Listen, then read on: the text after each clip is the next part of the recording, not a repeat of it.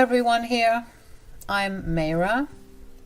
I'm sure most of you readers have had the fortune of being blessed with amazing partners. I thought my husband Tyler was an amazing partner too, before the reality hit me with full force. He used to be a loving boyfriend, but everything changed after marriage. I discovered that he was a greedy man and he often made me buy him expensive things. Jay had a better job than him and he barely contributed towards anything. I should have left a long time ago when he started to get financially and emotionally abusive. However, a surprise pregnancy and my undying love for Tyler made me stay. Guys, it was a huge mistake.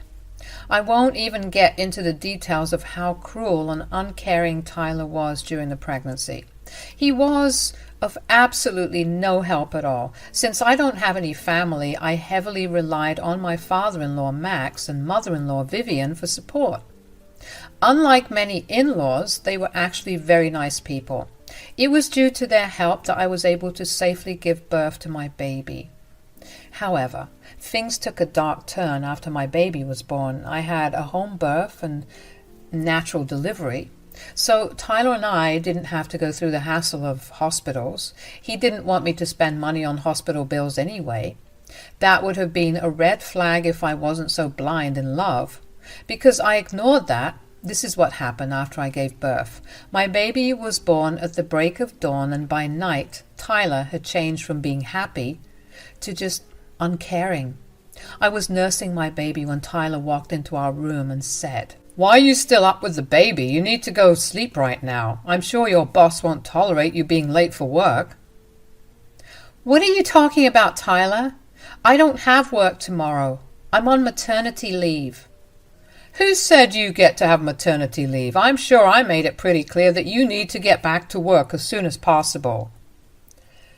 I really couldn't believe that I was having this conversation with my husband. Yes, he had been pushy about me going back to work soon, but it hadn't even been a full day since I gave birth. My hormones were already all over the place, and with a crying baby, my emotions were high. Not to mention the fact that I had a natural birth and was super exhausted.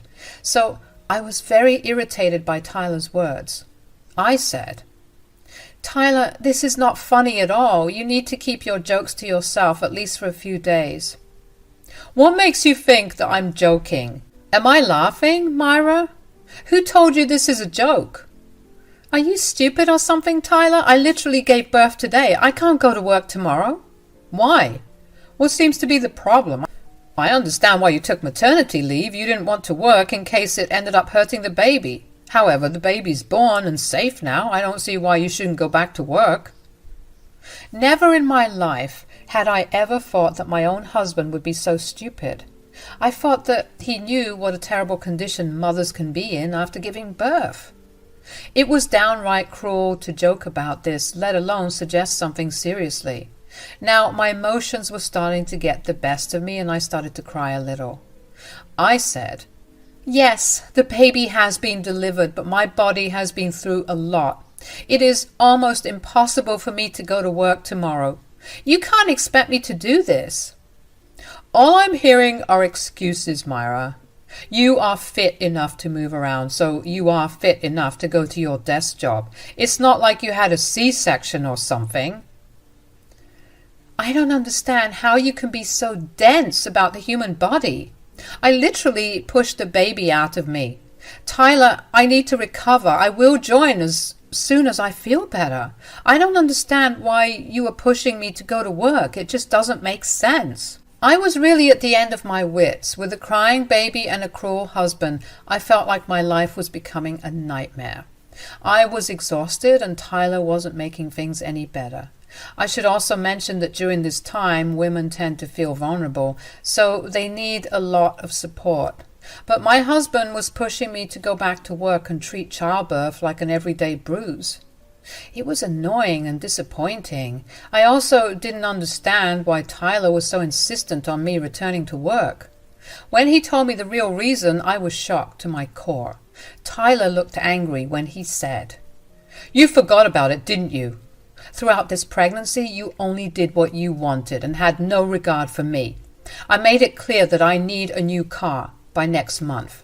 If you continue to sit on your butt and be lazy, I won't be getting my car anytime soon." "Wait, what?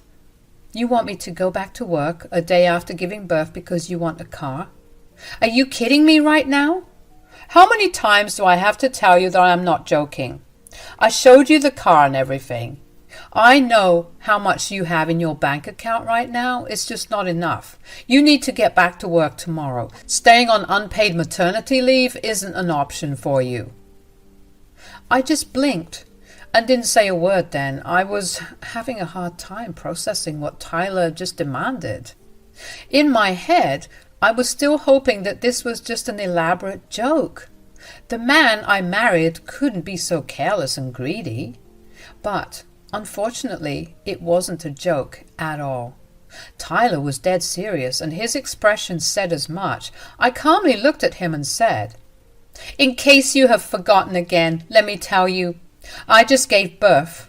I am in no position to get back to work right now." "You will stop using that excuse right now, Mayra. Don't try to think that I will let you gaslight me into anything.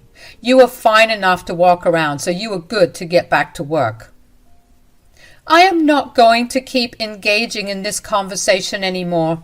You are not thinking straight, and I don't know what has gotten into you. I'm already very tired, so just let me be. We will talk about this tomorrow. Listen to me very carefully, Mayra. You can talk about this as much as you want.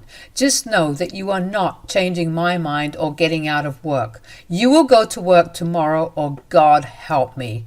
I stuck to my decision not to engage him anymore, so I didn't bother with a reply. I was very angry and hurt. Tyler's insensitive thoughts were like a huge blow to my heart, and I totally needed a break to get my anger in check. Unlike him, I didn't want to shout and yell at him out of anger. Words hurt, and I didn't want to hurt my husband despite the absolute cruelty he was showing me. Tyler left the room and slept in the guest room that night. He didn't even want to help me with our newborn anymore. For some odd reason, he seemed mad at me when it should have been the other way around. I quietly stayed in the master bedroom, softly crying so that I wouldn't wake up my newborn. What should have been the happiest days of my life were turning out to be an absolute nightmare. I was not ready to face the real prospect of my marriage failing due to Tyler's insensitiveness. While I was hoping Tyler would change his mind and come to his senses, he was making arrangements of his own. That's why I got a confused call from my mother-in-law very late at night. She said, "Hey, Mayra, are you still awake? Is the baby doing well?" "Yes, Vivian, the baby's fine for now. You don't have to worry." "You don't sound very well, Mayra. What's going on? I got a call from Tyler, and he said that he wants me to babysit tomorrow." "What? We didn't decide this, Vivian. I have no idea why he said that to you. I'm doing well with the baby as of now. I don't understand this either, Mayra. Tyler kept saying that you would be returning to work tomorrow, so he needed me to watch the baby. Don't tell me you really plan to do that. You just gave birth and you need to rest." My day just kept getting worse, and Vivian's phone call was clear proof of that. I couldn't believe that Tyler had actually called his mother to come and watch my newborn. He was still insistent on sending me back to work. It was downright bizarre, and even Vivian was really surprised at Tyler's request. She was starting to have doubts that I was the one insisting on going to work, so I corrected her and said, "I'm not going back to work tomorrow, Vivian. Tyler thinks that I will, and really wants me to go to work tomorrow, though." "What are you talking about? Tyler's asking you to get back to work? Is he dumb or something? This doesn't make sense." "We had an argument about this already, Vivian. I don't know how to get this through his head. My son is an idiot if he thinks you can go to work tomorrow. God knows what has gotten into him. Perhaps he's overwhelmed by the birth and has lost his mind. Who knows? I'm just glad to know that you are not listening to him." I assured Vivian multiple times that there was no way I was going back to work. Vivian seemed a little concerned, but was relieved when I said that it was simply not happening. I didn't give her the full picture because I didn't want to include her in our mess as of now. Tyler was her son, and I didn't want to spoil his image in front of his parents, so I didn't tell Vivian the reason why Tyler was being so pushy. Vivian also didn't press, but said, "You will let me know if something is wrong, right? I don't want you to put a strain on your already exhausted body. You need time to recover and bond with your child." "I know that, Vivian. Not once have I entertained the idea that I will go to work tomorrow. It's simply not happening." "Sounds like you know what to do for your health. Still, if Tyler ends up being pushy or annoying, give me a call. Max and I are just a call away, dear. Don't be afraid to tell us if you need help." I thanked Vivian for her words and ended the call. The call left me a little sad, and I ended up crying again. Even Tyler's own family were being so caring towards me, while my own husband wanted me to jeopardize my health for a stupid car. It was just unbelievable. However, that night I also started to see how abusive Tyler was getting. His demands never ended, and every time he wanted me to buy him something, but he never bothered with gifts and never celebrated my birthday either. I never asked for big things and would have been happy with just a cake. Somehow, he never bothered with that either. Tyler was also becoming emotionally aloof and rarely said 2 kind words to me. I stayed put because I really loved him and always made excuses for him. When my surprise pregnancy happened, Tyler didn't even seem all that happy and was aloof during the entire pregnancy. I mean, I was the one who did most of the shopping for the baby, too. I asked him to split, and he asked for receipts, which I provided. However, he never got around to paying the money, and I didn't want to keep pushing him. All these things were slowly adding up, and I didn't know what to do. I was hopelessly praying to God that Tyler would wake up the next day and realize what an idiot he was. I didn't get my wish, guys. I was only deluding myself. Tyler didn't magically wake up and get back to his senses. He did wake up fairly early, but what he did next absolutely floored me. He angrily barged into my room and immediately removed the covers from me. I was already in deep sleep after being exhausted from childbirth and being up with the baby at 5 a.m. I barely slept for an hour or so before Tyler interrupted my sleep. I was sleep deprived and my brain was super foggy, but Tyler didn't pay any heed to it. He said, "Why the hell are you still sleeping? It's almost 7 a.m. If you don't hurry up, you'll be late to work."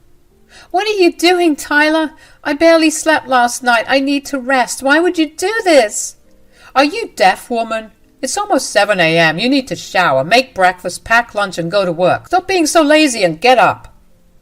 The fog in my brain slowly cleared, and I was immediately pissed at Tyler. Not only did he interrupt my sleep and wake me up in the worst way possible, but also he demanded that I go to work. He hadn't come to his senses after all. He was still talking about me going to work. I angrily stood up and said, "Are you serious right now, Tyler? What is wrong with you? I told you I am not going to work today. I still have 4 weeks of maternity leave left for me." "And I told you that you won't be taking maternity leave anymore. You already wasted 4 weeks worth of salary by taking maternity leave before the birth of our baby. You won't be doing any of that anymore." "You are acting crazy right now, Tyler. You can't force me to go to work. Your expectations are getting out of hand. I need to rest after the birth. What you are asking of me is downright inhuman." "I don't want to hear your horrible excuses, Mayra. The baby is out already, so you can't bank on your pregnancy excuse anymore. Now, I will say this nicely for one last time. Get ready and get to work. If you miss even an hour's worth of wages, you are going to pay dearly. I am going for a walk. When I come back, you better be ready for work and have the food for me." Tyler threatened me not so subtly and left for his morning walk. I was still pretty horrified by his behavior. Also, the lack of sleep along with the added emotional and physical stress was causing me to feel very sick. Again, my emotions got the better of me and I started to cry. After nursing my baby, who also woke up from the commotion, I went to prepare breakfast. Tyler looked angry and I was actually getting scared of him. I knew how cranky he could get after his morning run, so I got his breakfast ready as soon as possible. I even made his favorite salad so it would lighten him up and make him ready for a conversation. Then I made the table nicely and waited for him. Tyler came back from his morning run and gave a nasty look while he went for a shower. I was patiently waiting for him, hoping that he would have a calm conversation during breakfast. Even typing this out feels surreal now. I don't even know why I tried so hard when Tyler was being nothing but abusive. I was still desperately trying to save the marriage. I still held on to the hope that Tyler would listen to me. Well, let's just say that hope was crushed in the most horrific way. Never in my life had I imagined how that day would go. There I was, one day postpartum, sitting at the dining table with my husband's favorite food and waiting for him to talk to me like a sane person. Turns out I should have just grabbed my newborn and ran. I was at the breakfast table bracing myself for a conversation when Tyler arrived.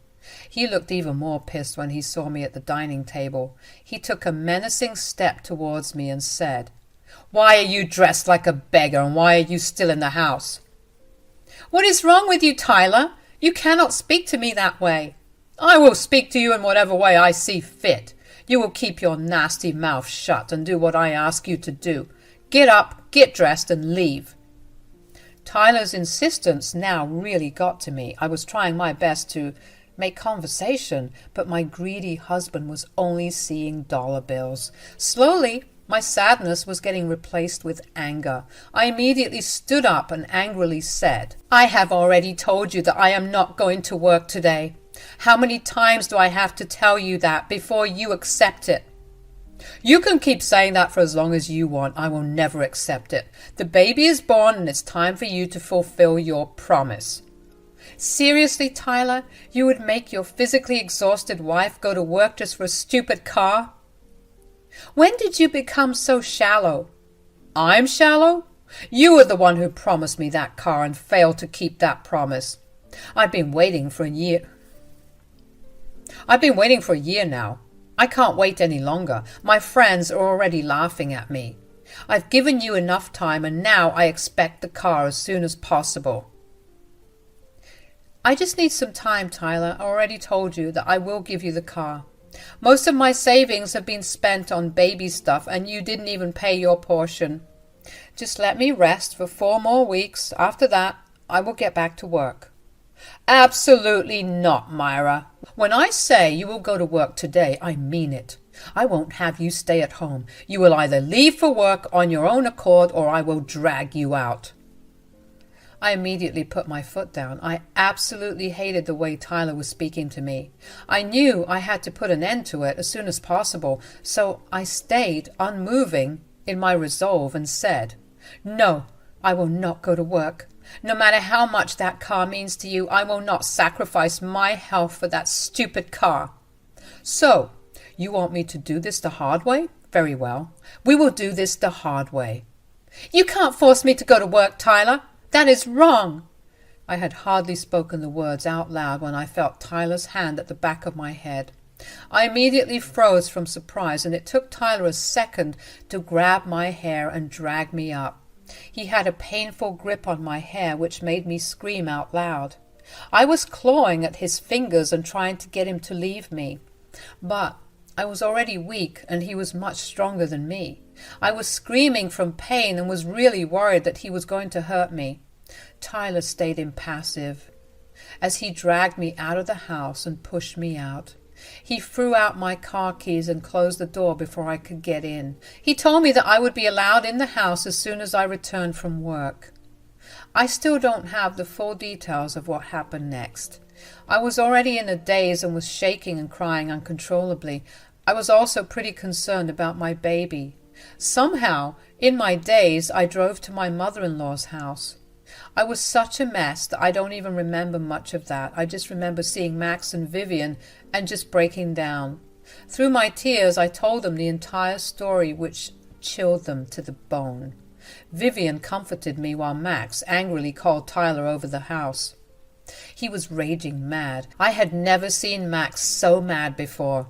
When Tyler finally arrived, he was looking really flustered and concerned. I was still a crying mess. I saw Max grab Tyler by the collar and drag him in just like he had dragged me in. He was made to stand in front of us, and both Vivian and Luke screamed at him. Max said, "How dare you do this to your own wife, Tyler? This is not how we raised you. When did you get so greedy and toxic that you would hurt your own wife?" "Dad, I didn't do anything. I was just trying to help Mayra get to work. I don't know what lies she's told you to get me in trouble." "How are you still lying to us, Tyler? My friend, who you left the baby with, is your neighbor. She saw everything and heard everything because you were that loud. She also saw you drag Mayra by the hair. My friend said that she almost called the cops when she heard Mayra screaming." "She must be exaggerating, Mom. I'm telling you, nothing like that happened. Mayra wanted to go to work by her own will. I was just—" "Don't you dare lie in front of me, Tyler. No woman would go back to work one day after delivering a baby. I am in no condition to work. I don't even remember how I drove here." I couldn't believe that Tyler was trying to twist the story to make it seem like he didn't do anything. Thank God our neighbor saw everything. She had been a huge help during my pregnancy, and I trusted her because she was Vivian's friend. Her account made things even clearer. Max and Vivian were having none of Tyler's lies. They said, "How dare you try to turn the story, Tyler? We all know that didn't happen. My friend heard how you wanted Mayra to go to work because you wanted a new car." "You physically abused your wife for a freaking car, Tyler? What on earth is wrong with you? I'm ashamed to call you my son." "Mom, Dad, you're overreacting. Mayra had promised me the car, and she's the one being unfair to me. My friends are making fun of me for driving a beat-up car, and I—" "Oh, your friends are making fun of you, Tyler? Tell me then, what will be their reaction when they see you getting in a brand new police car?" "What? What are you talking about, Dad?" "We will be calling the cops and getting you arrested for domestic violence." Tyler's eyes went wide as he saw his mother calling the cops. He tried to get to her to snatch away her phone, but Max kept him subdued. While Vivian called the cops, Max had some more consequences for Tyler. Tyler said, No, you can't get your son arrested. You can't do this to your own child. I will not shelter a criminal and a wife-beater. Even if it is my son, you have disappointed us and done more damage than you could imagine." No, Dad, I can't go to jail. I'm your son. I'm your heir." "We don't need an heir, Tyler. We are not that rich. Besides, I've decided to disinherit you as well. You don't deserve to be called our son, let alone get our assets. Everything will go to your child." Tyler just couldn't stomach what he heard. Vivian had already called the cops, who were on their way. Meanwhile, Tyler was crying and begging his parents not to cut him off or call the cops. He even begged me for forgiveness and tried to guilt-trip me into forgiving him. I simply stayed ice-cold and silent till the cops came. When the cops arrived, I told them that I would be pressing charges. It's been a while since Tyler and I got divorced. Yes, I divorced him for what he did to me. Besides, he was already being a bad father, so I didn't want him around my kids. I got full custody due to the domestic violence case, and Tyler got 6 months of prison. He also paid a hefty fine for which he had to sell his old car. Now, I live with Max and Vivian, who have cut off Tyler for good. Tyler is now living the trailer life while working 2 jobs. He barely sends child support, and I am on my way to get his rights terminated. For now, I am safely surrounded by my in-laws, and my son is growing up healthy and loved. Pray for me so that I can get rid of his birth father and give him a new life with a bright future.